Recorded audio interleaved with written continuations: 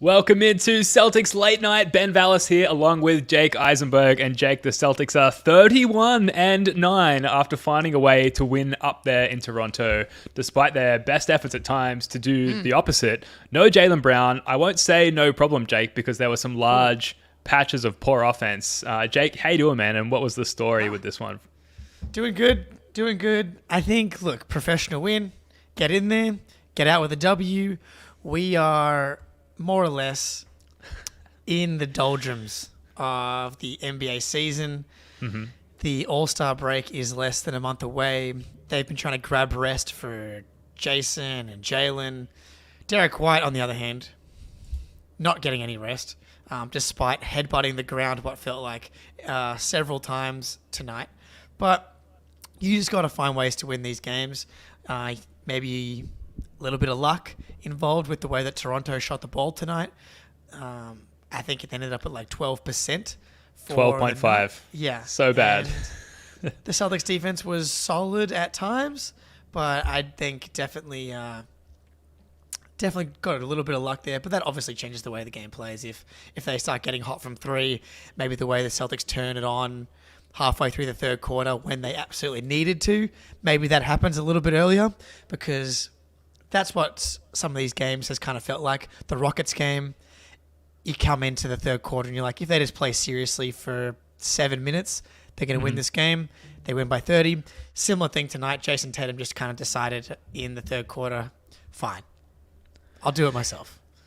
It was a little bit more of a dance, a dalliance, if you will, with the devil in this one, Jake, where it just felt like they played with their food for a little bit too long. Yeah, but the shooting disparity there, the Celtics are at 41% and the Raps at 12.5. Like, if you had to limit it to one stat, it's basically that. I mean, the Raps, it felt like we're getting to the rim at will at times. Like, our defense just not nearly as locked in with, all that peel switching and whatnot. And Jalen's absence, a huge part of that, as he's making his individual bid for all defensive first, second, or third team. There's no third team in all defenses there. Second team. I think he definitely's got a shot at third team. Third team, yeah. So do you and I. So obviously a notable lack of Jaylen Brown, but the Raps, they shot 65% of the rim. We actually shot 69% at the rim. Nice. In this game. But that's kind of where their bread was being buttered. And, at the end of the day, 3 points are worth more than two. And Celtics win. But I guess if you want to look at like where the game was turned, or how the game was turned, third quarter, Jason Tatum takeover. He personally stops the 3-and-1 fast break. And then just from there is like his head's up. He's getting downhill.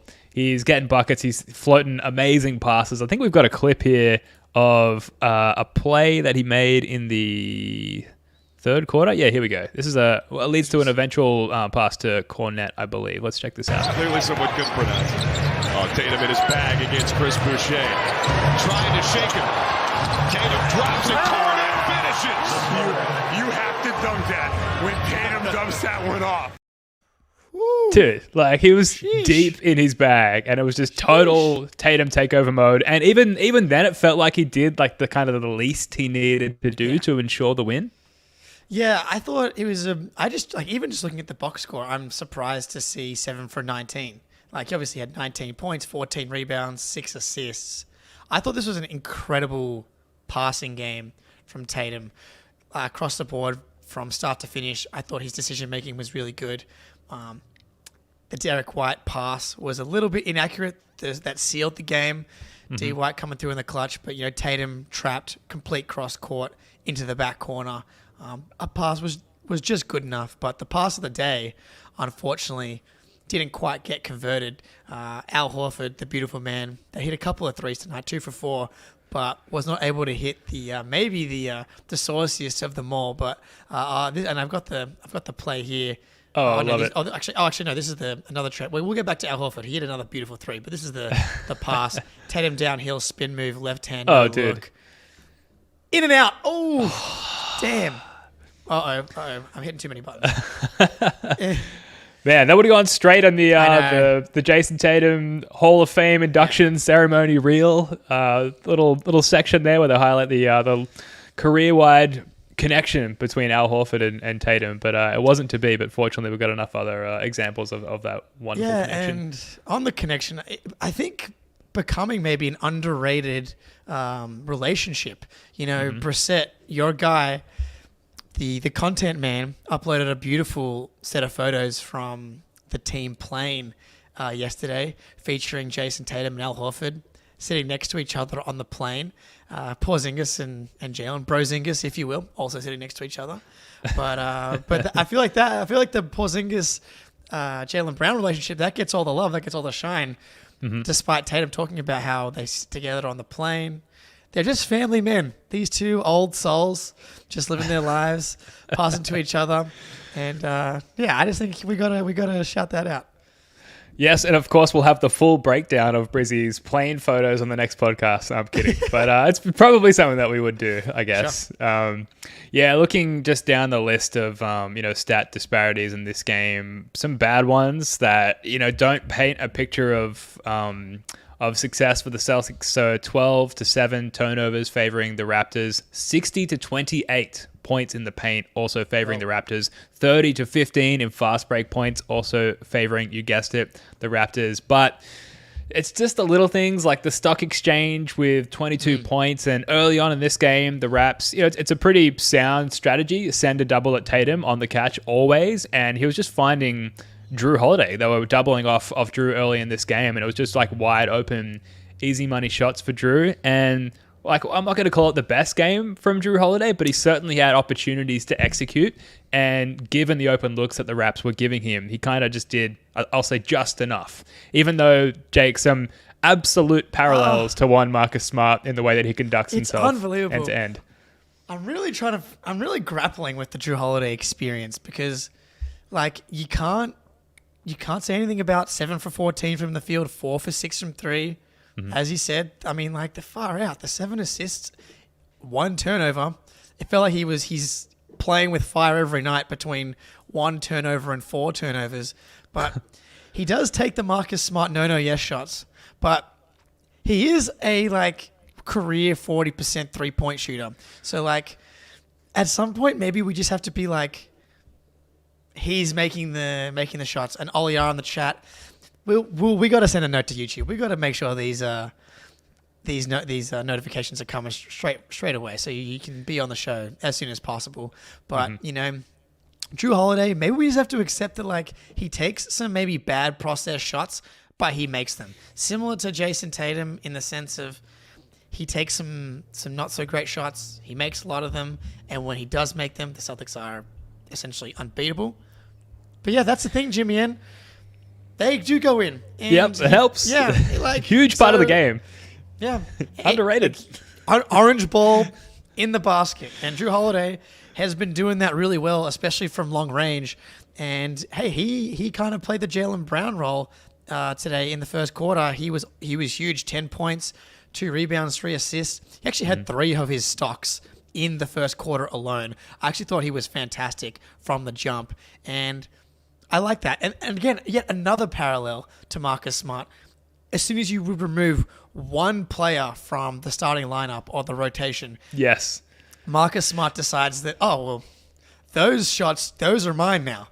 Those 12 shots or 14 shots are now mine, not anyone else's. And Jrue Holiday absolutely takes that role as well. Yeah, we will not be having a conversation. We will not be holding a meeting at all. I have writing the agenda on this one and taking all of the looks, all of the shot attempts, all of the everything from this all-NBA second team guy who just happens to be absent in Jaylen Brown. But look, like we're saying in the chat here, it's hard to argue if they go in. And it's I did a double take at the box score because you watch the game and there's so many frustrating moments, but like 50% from the floor, 4 of 6 from 3, 1 turnover, a couple of blocks. Like he was great. I was going to say objectively great. Like he was just good in this game. Look, this is a great comment from Efrain Ramos here. Marcus Smart is always loud on the floor. Jrue knows how to use his inside voice. That is That's a fantastic description. Yeah, we might have to recycle that one. That's good. Yeah, thanks, because, because it is true. Like, they do similar things, but like Jrue maybe isn't throwing the full court behind the back alley-oop pass when like the game is still a 4-point lead or something like that. Yeah, I really like it. He's just slightly more in control, and that's relative because neither of them are fully in control. The chaotic energy where like a game is just, your heart's in your mouth, and Marcus Smart makes 3 plays in a row, 2 of which are perfect, one of which is like, please Lord, why never do that again. Whereas Jrue just is like his variance and his range of outcomes is like just slightly tighter. Yeah, more focused, a narrower focus. So we are going to talk about Derek White, everyone's favorite human being on the entire planet, full of humans. But first, quickly, we've been doing these call to actions for years on the show. We would never grovel for subscribers and likes and all that stuff. You don't have to explain I feel like yourself. I feel like for a while, it's like what would separate us from other shows, right? We're just like, come in here, we put it down. If you want to pick it up, that's fine. If not, who cares? But like, since we've started asking for people to like the stream and subscribe to the show, unsurprisingly, I suppose, in hindsight, those numbers have grown somewhat exponentially. So if you're here, especially for the first time, obviously subscribe to the channel. We saw some folks in the chat remarking that the notification came late. I don't know if that's a good advertisement to turn on notifications as well, but you should. Apparently that bodes well for us, for the algorithm. Obviously just engage in whatever way you can because it helps us put this show in front of more people. And the more numbers we have on that front, the more alluring we are to potential guests like Brian Scalabrine, who apparently doesn't get out of bed, Jake, for more than 20,000 subs. So we'll get there. Hey, look, I'm not a scientist, but we will get there eventually. But yeah, shout out everybody in the chat. Late night homies, that's right. I appreciate all you guys out here. Like, but we, there may be a correlation between just us just doing this for a lot longer and, maybe getting better takes. Probably, Aussie Phil, you've been here for a while. Speak for yourself. The takes may be deteriorating as time goes along. But speaking of Scalp, this was interesting. And speaking of Derek White, it's all intertwined here. Some may call me a professional. But obviously, we've been talking a lot about this JJ Redick curse. And our guy, our way too online Jrue Carter dude, which I've never felt closer to the Celtics than I do because of Jrue Carter. Obviously, him coming on the pod and making the house money thing a reality. But man, he's constantly talking about the same stuff that all of us way too online people are. And tonight, absolutely not an exemption of that. Mm-hmm. Calling out JJ Redick. Yes. Somewhat surprising, more effective than when we called him out, which, That is surprising to me. It is surprising. But it was really funny because Scal and Jrue have this awesome banter, I think. Like, they're both kind of like can make fun of each other. I think it's great. But Scal just sometimes does miss the joke or like the onlineness of the situation just kind of goes over his head. And Jrue was like clear. It was like if everybody understands the situation, it's clearly a joke. And Scal was like, I don't think you want to go at JJ Redick, man. Like, I know the real JJ Redick. And it's like, Scal, like, and then and then Jrue just stopped mentioning the curse because he was like, okay, Scal doesn't quite get exactly what's happening here. And yet JJ Redick then engaged with NBC Sports Boston. It goes full circle. JJ Redick's tweets back up on screen. Scal has a light shown on him, on his consciousness, and suddenly he's more aware of this curse situation, which is very real. There's enough data. It happens, specifically seemingly only to Derek White. If he goes on that particular show, his stats take a huge dive. But this game and the last one starting to climb out of the very deep hole, dug personally by JJ Redick, Jake. Last couple of games, the three's going down. Obviously, big clutch three. In fact, maybe I've got the clip here somewhere. Maybe we should go to that. Yeah. Do I have it? Yeah, here we go. He's or quickly. They got the switch. Tatum on quickly. Barnes shades over. Skip pass for White in the corner. Quick trigger. Yes, sir. That's incredible. The catch. that's incredible. Scal got it right. But I mean, the pass, not entirely on the money, and released it Larry Bird style behind the backboard, but it goes in. And that's what we've been talking about in the chat here. That's all that matters, apparently. Yeah, the mistress. Love to see this again. I mean, this dude, Derek White, I mean, the Eagles could use this guy out there today. I mean, any NFL team, this 6'4", beautiful bald man. What do you think about that play in general? Like, I saw someone, the negative light, or I'm not sure I can call it light, but Al Horford Pacino on Twitter saying we can't have that kind of offense late. I thought the process in that play is like kind of fine. They're double teaming Tatum. Tatum just needs to make that pass like 17% more accurate. Well, and then we're good to go. Yeah, so it's very simple basketball, right? Draw the double, make the play. And that's exactly what Tatum has been doing so well these last couple of years. And it was initially the biggest knock on him initially as Kemba became injured. Defenses started shifting their focus towards Jason Tatum, and suddenly he had all this new attention to deal with that he didn't necessarily, to begin with, know how to deal with. Now it's almost second nature for him. It draws a double in this instance, and he makes the play. I would almost argue, and people are going to shit on me here for being way too pro Tatum and Celtics, but I would argue that the pass was actually exactly on the mark in that he needed to throw it there specifically to avoid it being picked off. Okay, this is good. This is yes, very thank good. you. Oh, man, this... Chat, feel free to shit on this. You are a professional. Mitch in the chat, AHP, my homie, let him live. I love AHP. He is a necessary voice in a mostly positive Celtics world. It's important to have those certain people that do bring the questions you have buried deep in your soul that you don't want to face. and he does shine a light on some of those things. It is important to think about that stuff. But yeah, look, man, D White, this dude, it's all about the confidence and the willingness. I think in previous slumps, and I still think he hasn't fully busted out of this slump yet, as evidenced by him missing that like completely clean look right at the rim down the stretch, and still not being money on the Derek White wonky floaters, which are just absolutely money night to night, but just have not been for the past like 10 days or so. But Derek White, how many threes did he even get up in the end? 11 three-point attempts. He got a few up. That honestly, in the role that he's going to play in the playoffs, the ball's going to be in the hands of Tatum and Jalen a lot. He's going to be in these moments. There's a reason why Marcus Smart was left open a lot at the end of games. Part of that is by choice and him not being a great shooter. Part of that is exactly what you saw on this last play, is that teams have to make choices with Jason Tatum on the court. And he was just kind of torching them. They can't leave quickly on an island. They can't leave a bunch of these guys on an island. You saw that third quarter. It didn't really matter who was on him. He was getting completely to the rim, especially with no rim protector. Yeah. Derek White, Jrue Holiday, they're going to be open. They're going to have to make these catch and shoot shots late in games. And Derek White, the confidence on those shots in particular do not seem to have wavered in the slightest. And that might be more important than anything else. Well, yeah, the confidence, it did waver during the peak of the slump.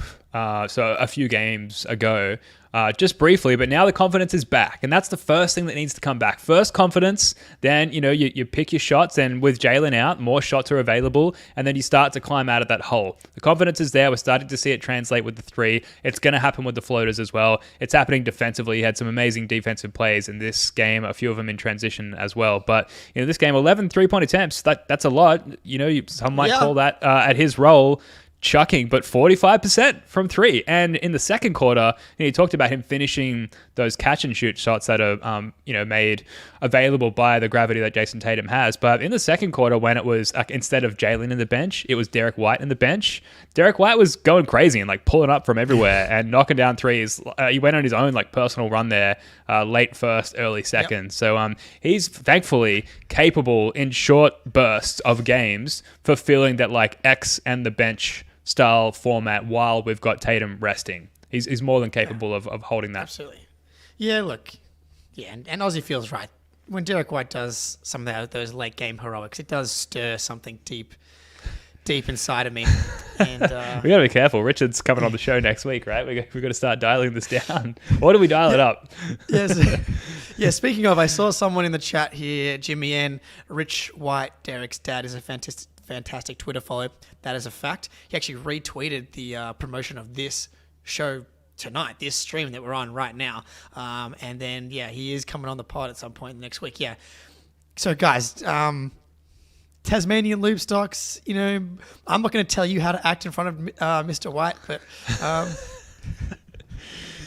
I guess we'll see. Some form of moderation might be required on that live stream. We'll see. We will see. But yeah, look, I'm not worried. I do think that we're just in a bit of a weird stretch. Like, they've been so good for the majority of this season. And I think, you macro the last 1, 2, 3, 4, 5, 6, 7 games. You lose to the Thunder. I thought the Celtics actually, they played pretty well. You beat the Jazz, you beat the Pacers, you lose to the Pacers on that baloney Jaylen Brown foul. OT against the T-Wolves, you probably shouldn't have gone to OT in that situation. You lose to the Bucks, obviously. The Rockets game, you blow them out, but you didn't really play serious for the first half. And similar again with the Raptors. This is how good this team is. This is probably their version of a slump right now. Is they're just beating teams, but I wouldn't say they're playing super clean 48-minute games consistently at the moment.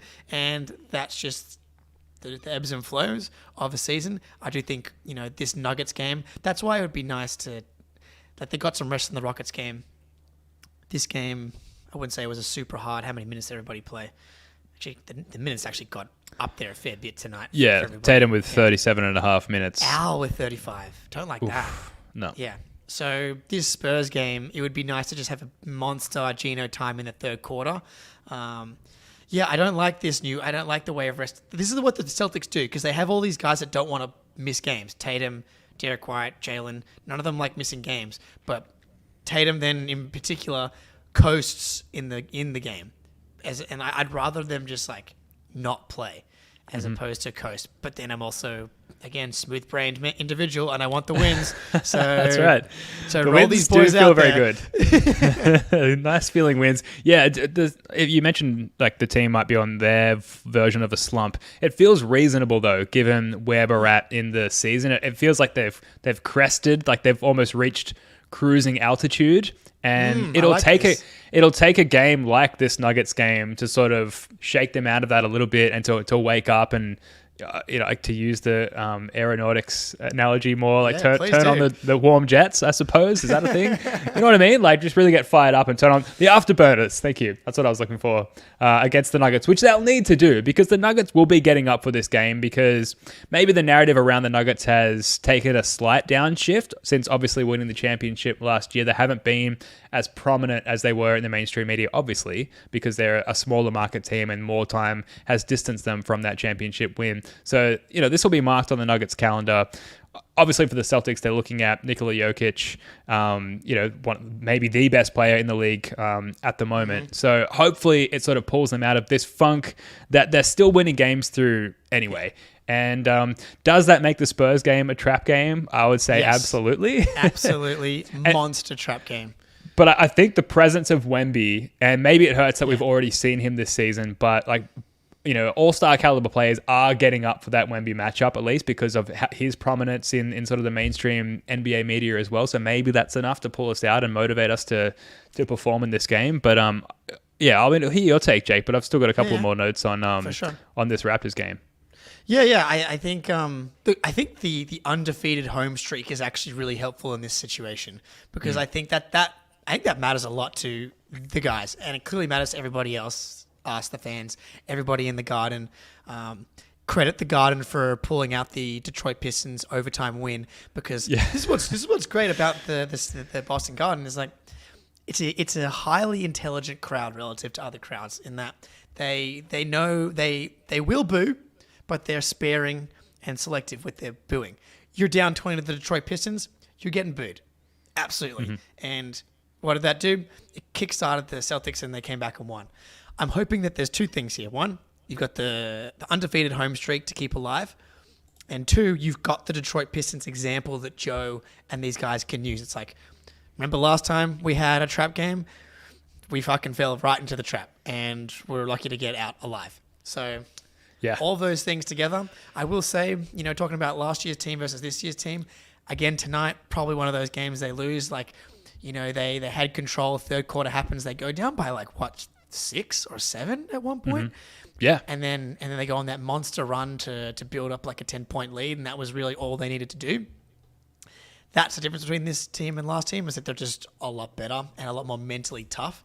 So they can pull themselves out of these tailspins. Going back to Joe's open-minded thing, it's really just as someone that's done a bunch of meditation and mindfulness stuff, it's the idea of just observing and accepting what's happening and then being able to move on to the next thought. It's you have a thought, it's not good or bad necessarily, it's just this is happening to you, and then become present and try and do the best you can with the next moment that comes. And this seems to be something that they're able to do, is just okay, bad things happening. Let's pull ourselves out of it and get back to what we are capable of. And they're doing it so much faster than last year's team. Whereas maybe last year's team does the fake comeback thing and they pull themselves out of it with 6 minutes to go in the fourth quarter, as opposed to with 6 minutes to go in the third quarter. Sure. Yeah, no, that's a really good point. And an amazing characteristic to instill in their 25-year-old leader as well, which I talk about it all the time and age myself every time I do it. But you could not have instilled that in 25-year-old me. No way, no way. I was an anxious mess. But anyway, I digress. Speaking of a mess, Kristaps Porzingis in this game. What's going on, man? He's not the bear slayer at the moment. Yeah. It's unfortunately, we've got so many tools in the tool bag that we don't need everything from everyone all of the time. But early we talked about the switching that was opening up Jrue Holiday. There were some favorable switches that Porzingis normally can take advantage of. Get the ball to him on the nail there, let him go to work, and he was turning the ball over. He was getting doubled and throwing the ball out of bounds. He was missing these bunnies that, maybe to the naked eye they look contested, but he's soaring a good 2 feet above the, quote-unquote contest. And yet he just wasn't really able to convert on any front in this game. He had, it was 1 of 4 from 3, 2 of 6 from the floor overall, 6 turnovers, and just generally, I would say, disappointing. I don't know. What do you think? Yeah, absolutely. Not a good Porzingis game. 6 shot attempts is very weird to see in the box score. I do wonder, I was just going to say this from Mr. Ramos in the chat here. It's an interesting matchup for Porzingis because outside of quickly, the main guys, Schroeder falls into this category as well, switching on to Thad Young and Siakam and RJ Barrett, yes, that he technically has the mismatch here, but those guys are 6'9", and strong, and so can make him a little more uncomfortable potentially. Sure. But yeah, the turnovers also in this game. I watched the second half first and then this first half because we were doing the playback stream and I had to cover for someone at work, so I was an hour late, and so I watched the second half and then the first half. So I didn't see the turn. He was the real bad turnovers happened in the first quarter. So I felt in the second half, he actually kind of stabilized pretty well. I'm just going to pull up the second half stats here quickly for Porzingis. He was 0 for 3 from the field, but he still had 3 turnovers. Jesus. Yeah. Even split. All right. There's not really any way to spin this being good outside of the fact that he got to the line 12 times. And I guess exactly, Mitch in the chat here. That is a really insane skill that I did not realize was this powerful. We talked about it a bit in the playback stream.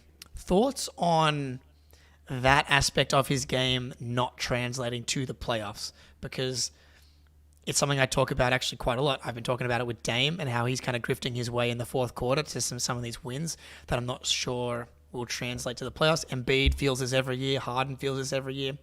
It's not as crucial to the Celtics' overall success, so I'm not really worried about it. But it is definitely something that Porzingis does go to.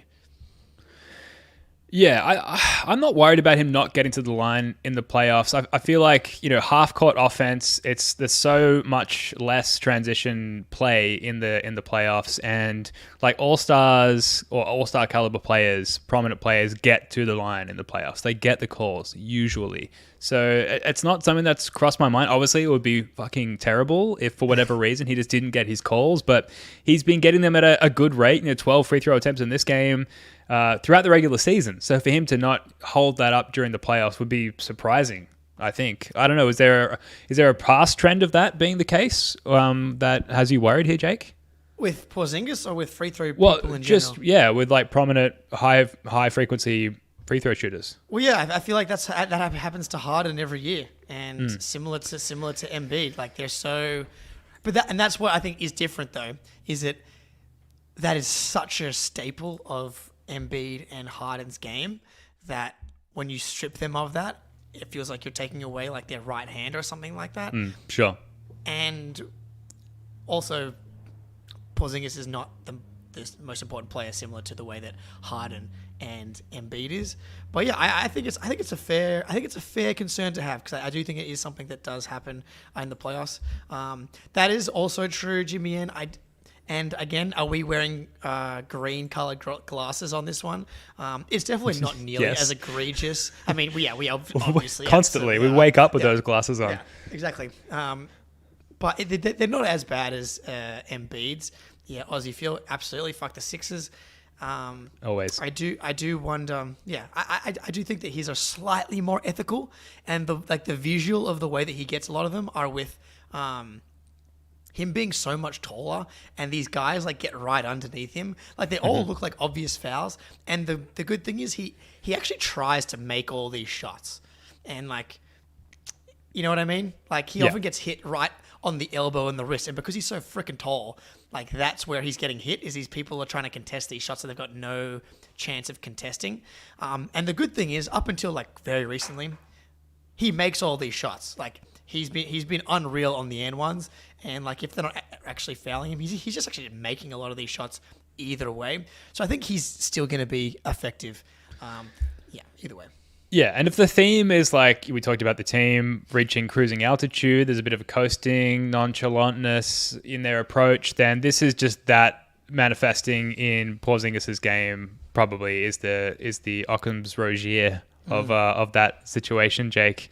We did talk about Al Horford, but the great thing about having a lackluster Kristaps Porzingis is having a perfect specimen of humanity in Al Horford, who came in and had a double-double, 15 and 11, I believe, had a couple of offensive rebounds as well, a couple of big threes, and really has just, of all players, in terms of like adjusting to a new role, Jrue being another example, Al feels like he's mostly realigned himself and is most in the groove of his new role out of anybody. He's really impactful off the bench. And I don't know if we're going to see enough sample size because of all the games he's started, perhaps, but like 6th man of the year, dark horse, maybe? He absolutely should be a 6th man of the year dark horse. The problem is this award has turned into, it has to be a scorer that comes off the bench. I will say Kevin Love, like 3 years ago for the Cavs, ended up in, I forget exactly where he ended up in the voting, but he was at least in the top 5, and he was playing a very similar role to Al Horford, just like coming off the bench, wily veteran, playing good defense, taking charges, rebounding, connective piece, very similar to what Al's doing this year. He should be in consideration. I wonder what the starting numbers will be versus coming off the bench, because that was like my main argument for Brogdon versus Quickly last year was all of Quickly's big games came when he was a starter. Sure. And one of the arguments for Quickly was like, well, that's also the value of a 6th man of the year. It's like you're the first guy off the bench. You have the ability to come in and be a starter, which maybe I'll just use that as my argument this year, because I can. Dust it off. I can just change my mind on how I feel about that certain thing. But Horford, I mean, talk about, developing new skills. I got this play from Horford to here. Firstly, Pritchard steals a rebound from him, but Horford runs the wing. Transition pull-up 3 for the big dog. Whoa. Splash. I mean, that shot took me just absolutely by surprise. Like, who is this guy? Now he's just, this stretch big, still switching Swiss Army knife on defense, but shooting 50% from 3 in the clutch. He's up to 40.2% from 3 on the season, by the way, after today. And and today, like defensively, he's still just doing his thing. Like the defensive floor of this team is so high. Like when they do what they did in the third quarter, it wasn't just JT going to the hole. It was just locking down on defense, and Horford's always a big piece of that. Yeah, Master Splinter Porn. absolutely one of my favorite genres of content out there. It's a recommended genre. Yeah, dude. Like 6'10", 37-year-old power forward / center who pulls up, just jacks a 3 in transition like that, like this late in their career, and it goes in. Wild stuff. I was like, when he pulled that up, you can go back. I'm sure you'll scrub through the playback recording for clips, Jake. But me and Robbie on that stream are both just like, whoa. It was almost a no yes shot because you're like, come on now, that's not your look. But of course, he's perfect and it goes in. I'm pretty well out of like notes to go through from this one because like you said, we're in this weird part of the season where like the results feel. I mean, everything feels like everything to us, Jake, because we're absolute diehards. But, you can understand the team altering their approach a little bit. Just it's such a long season, and they've got the playoffs in their sights. But there was a tweet from Adam Himmelsbach. O'Shea Brissett's grandmother has once again cooked the Celtics post-game spread in Toronto. Not a lot of talking in the locker room right now. So she's brought a little home cooking there to the locker room there in Canada. No details on the food? Nothing yet, but like that's why there's not a lot of post-game stuff coming out. I haven't looked at Twitter since we went live. That's right. Oh, I'm currently very hungry myself, and so I really want to know. The only other thing I have written in my notes here that we haven't covered, JT grifted 2 of the kind of mid-range pump fakes, got someone in the air. He got RJ Barrett with it, and he also got Scotty Barnes with it late, where because he's been drawing a lot of fouls on actually attempting these like mid-range fadeaways and on the 3-pointers, and drawing free throws. And because people want to contest the Jason Tatum fadeaway, like you don't want to be the guy that ends up on the highlight reel, or they're just trying to get a stop. One of the two things there, but he's gone to it. He went to it twice tonight. Hits him with the pump fake, leans in, gets to the free throw line. He used it again against Karl Anthony Towns down the stretch in that Timberwolves game. Just something to track a little bit because it's not something that he goes to a lot. Him and Jaylen Brown, typically very ethical hoopers, not grifters, typically just try and make shots, and they do. But a very interesting, piece, and like part of what makes Jimmy Butler so good, especially in the playoffs, like points are hard to come by when you get to the playoffs.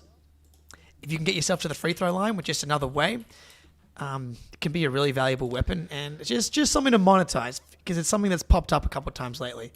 Oh yeah, and like props to the preparation and the self knowledge of like, okay, now we're going to start spamming post ups with you, JT, going into the season, because if you look at the advanced stats, that's been a really efficient, high value look for you, but frequency wise, you just haven't gone to it enough in your recent career. Sam Cassell comes in, completely flips the script on that, and you would like to think there's some conversation of like, okay, at some point teams are going to become privy to this new look for you, and they're going to switch up the way that they defend you. So once that starts happening, let's recognize that as a team and as a staff, and start to come up with some counter moves and start to add some pump fakes and some head fakes and whatever it might be to that look to get guys up in the air. And then, unfortunately, there's a lot of dickhead footage historically in the NBA of guys drawing these, as you say, Jake, like unethical fouls that we can draw from, notably Dwayne Wade, I suppose, James Paul Harden, Pierce, as Mike has noted here. It was like a classic, absolutely, that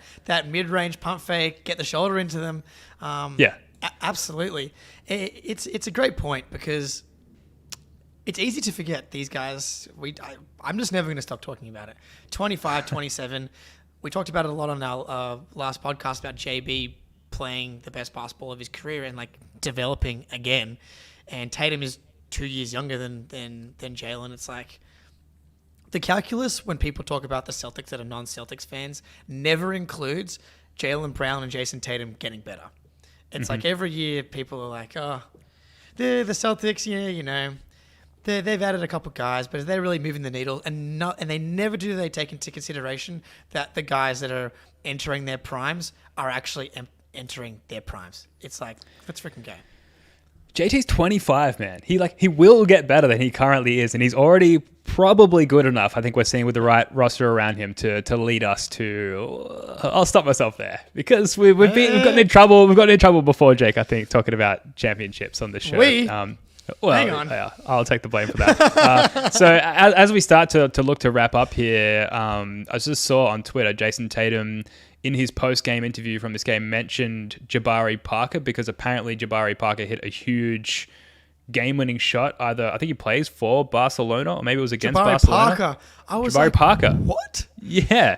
He mentioned him because I guess he was obviously asked about him. I don't think he just like brought him up off the cuff, but said that he was the reason that he went to Duke and I wanted to be like him. So I've got a lot of love for him. Hell yeah. I'm happy that he's playing well. And by way of the internet, Jake, we have the Jabari Parker game-winning shot here, ready to go. Quedan 3 segundos, Jabari para ganar el partido. ¡Oh!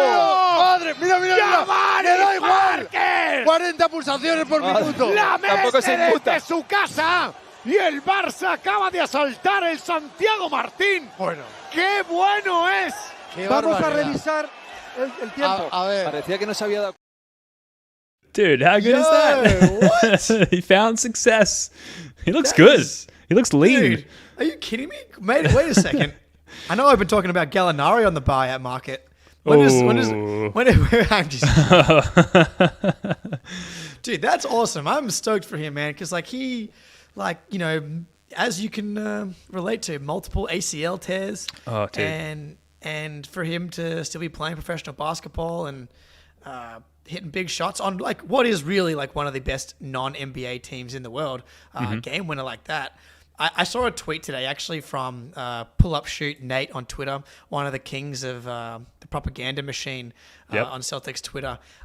He retweeted rank these players going into the next season. It was like Grant Williams, Jabari Parker, Juancho Hernan Gomez, and I can't remember the other one, but like doesn't even matter because it was in the same category of those guys. Yabu, maybe? I think Yabu had set sail at that point. Oh, that's sad. coming into that like post bubble season, but like I was like a Jabari. Like Jabari had some moments with the Celtics, man. Hauser was the other one. Nice, Mitch. Little did we know we all should have said Hauser, and that would have been maybe the right choice. So I mean, you know, we got 60 plus in the chat here. We can hang around for a bit. You know, it may have been Shemi, another great callback. Speaking of Grant, I saw a tweet yesterday from like some Mavs Twitter person being like, I'm just so over the Grant Williams experience. 0 for 2 from the field, not rebounding. He's just having like your Dallas fans are just hating Grant Williams. Like that was a big signing for them. Like 13 plus million. He was supposed to be a starter. And hot start to the season as well. It was like one of the most unsustainable things I've seen. It's like, yeah, he's shooting 60% from 3 pretty much. And now he's you know, dropping below 40% on, again, wide open shots. Yeah, we'll definitely hang around if the chat have some questions for us. We got some time. But well, just quickly on Grant, I have a devil's advocate question for you, Jake, which is, would it not have been better to hold on to the 14 mil and instead of the 6.2 trade a player exception? You've got the 14. That is the only reason to have kept Grant. Yeah, shout out Jazz in the chat here.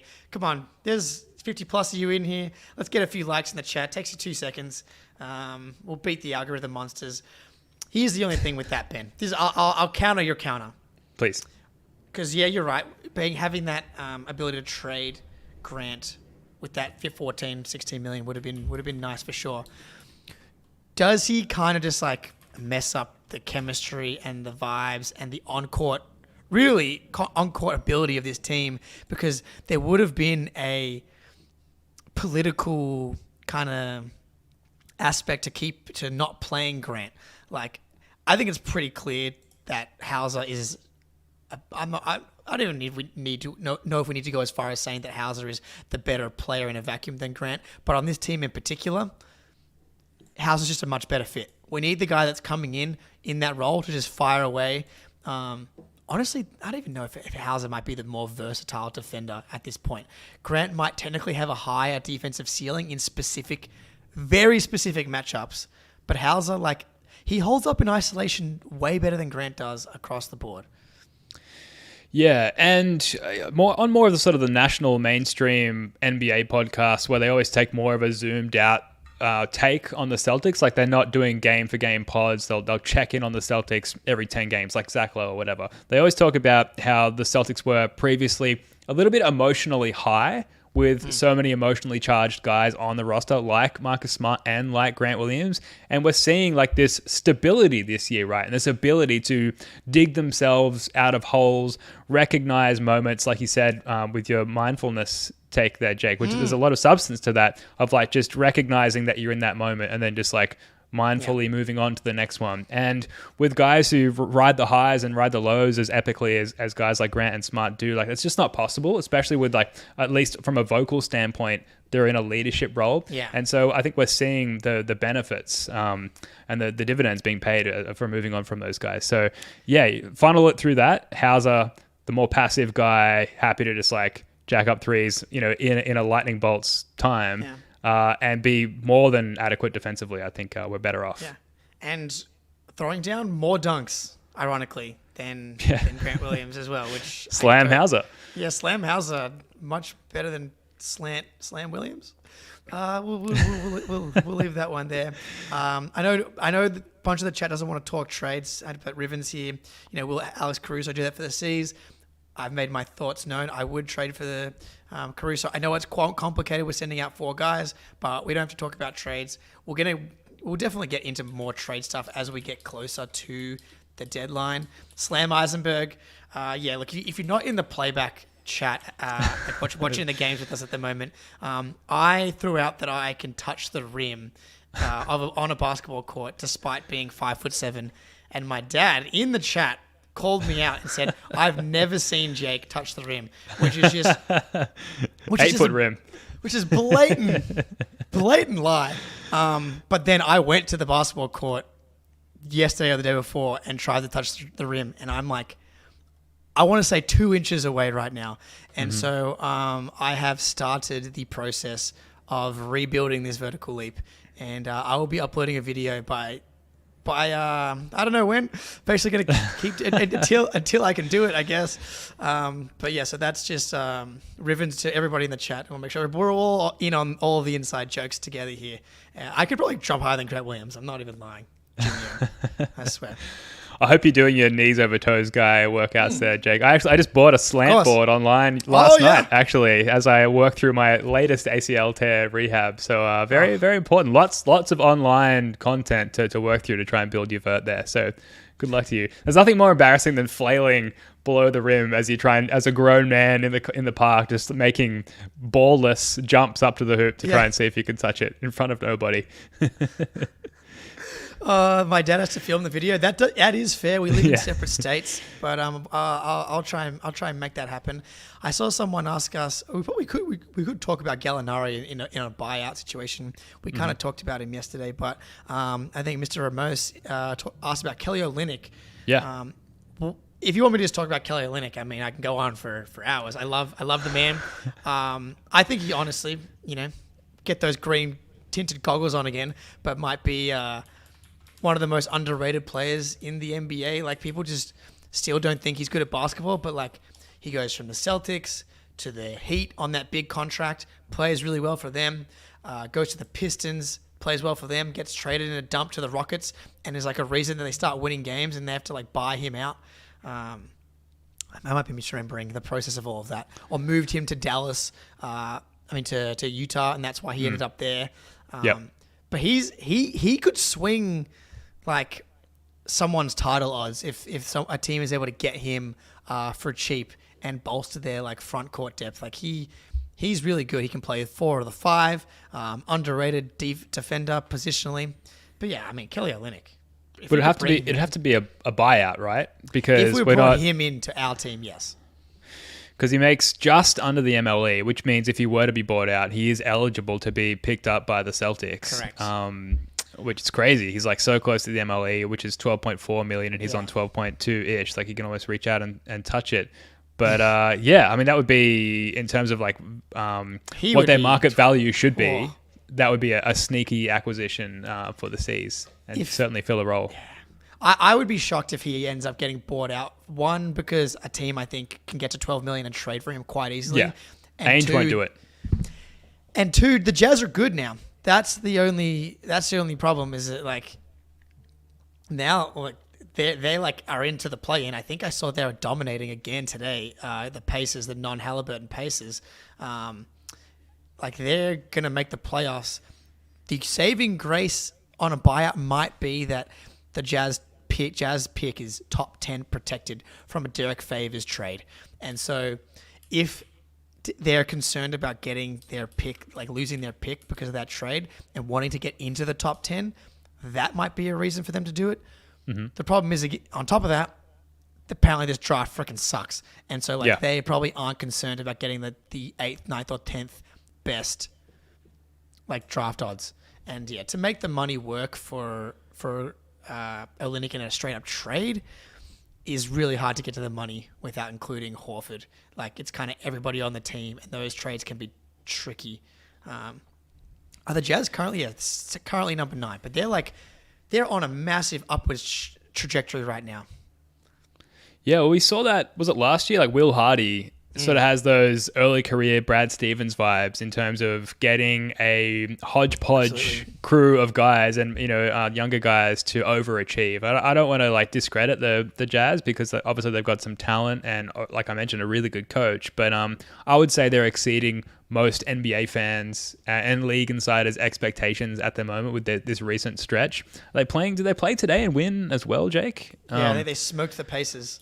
Yeah, which is insane. Like the Pacers, have proven themselves to be a worthy opponent. No Halliburton. It's important to note that. That's fair. But yeah. So they're all playing well, man. Like Brad freaking with this Will Hardy and Missoula thing. Was Ime a Joe Missoula and Will Hardy merchant?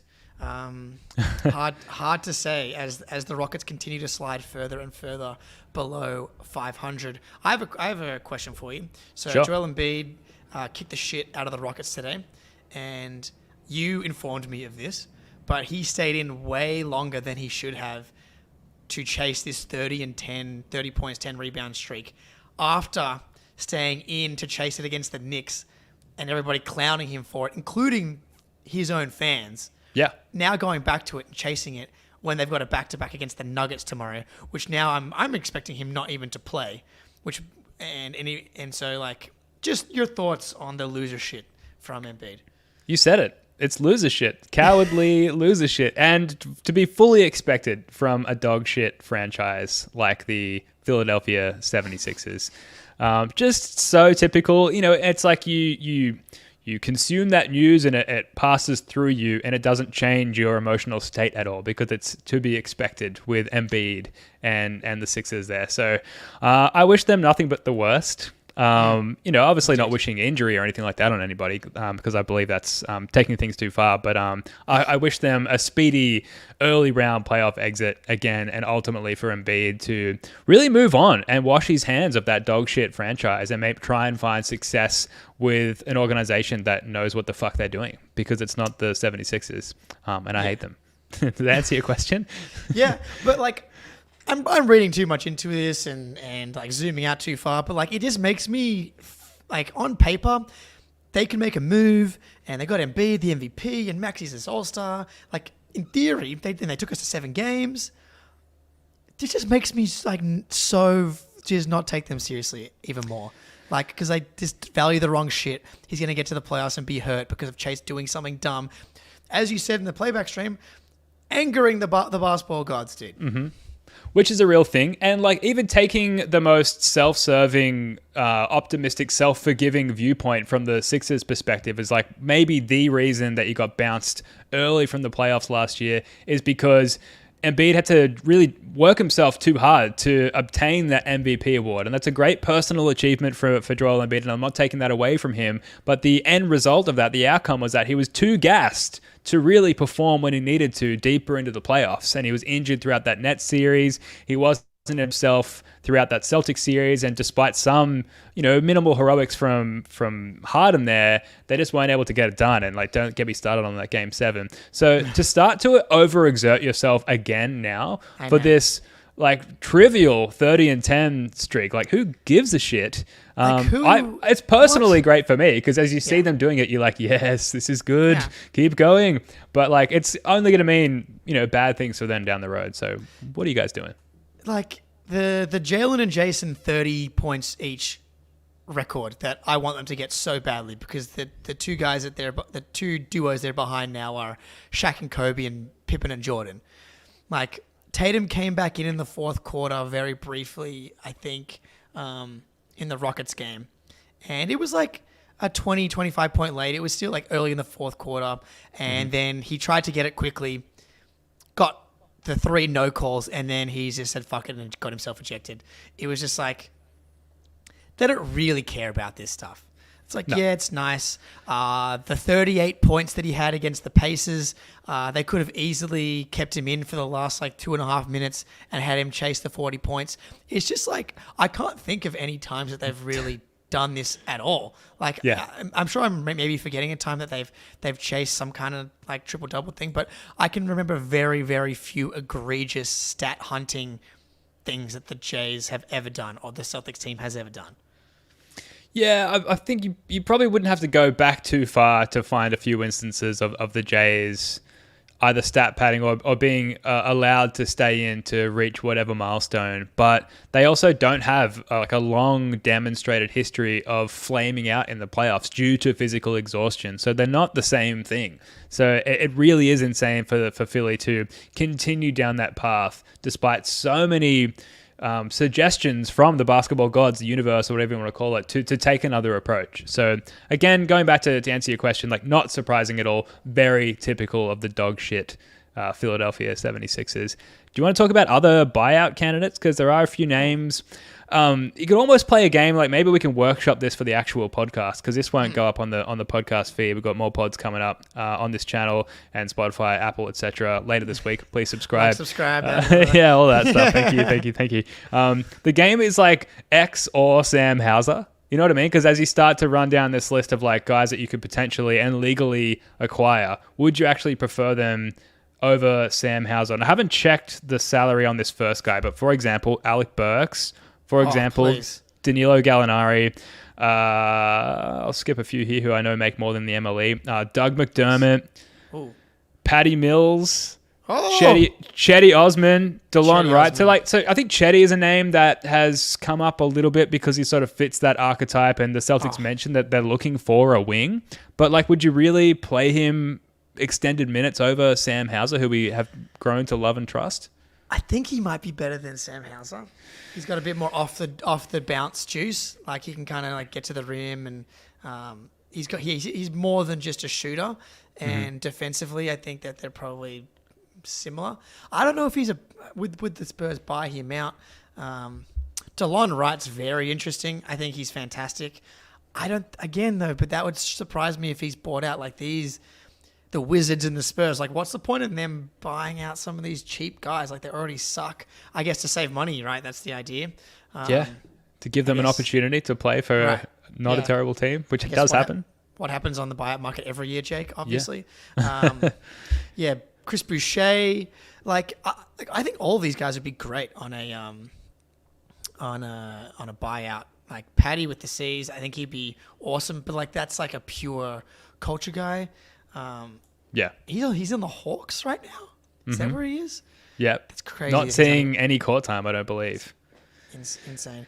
I think that the TPE expired. Is that right? The Grant Williams, or do we still have that? No, we've still got it. It hasn't expired. Okay. I think we've got all season to use it, but it's so difficult, I think, to because obviously we've got to add in assets to incentivize the team that we do the dance with in using that $6.2 million TPE. And then we also have to, because we're over the tax, a six point whatever it is $1 million salary ends up being, I think, close to a 30 or is it even $50 million tax bill. So they better be fucking worth it, man, because we're going to be paying them so much money. But at the same time, we talked about it on the last show, Jake, the team needs to be doing absolutely everything they can to be in a position to win a championship. Otherwise, we're kind of failing the fan base. So I'm glad it's not my money. Your guy, Kenny Hustle, I mean, he comes up every time around this time of year. Mm-hmm. The problem is I think the Thunder just really like him. Like, and I think it would cost a lot to get him because he's on he makes 6.2 this year, so he fits into the TPE, or 6.17 if you want to get specific, and then he fits.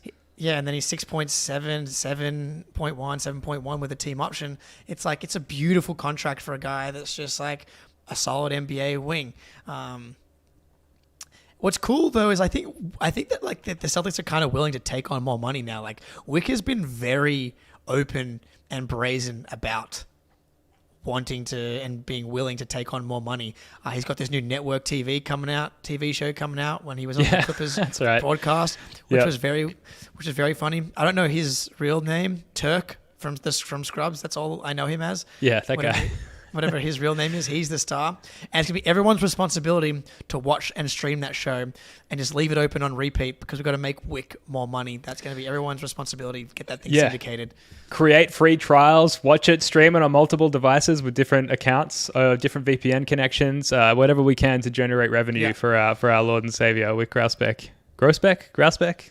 Yeah, who knows? I don't know. Wick, rich guy. Our buddy Wick. Come on the show, Wick. Let's talk it through. Yeah.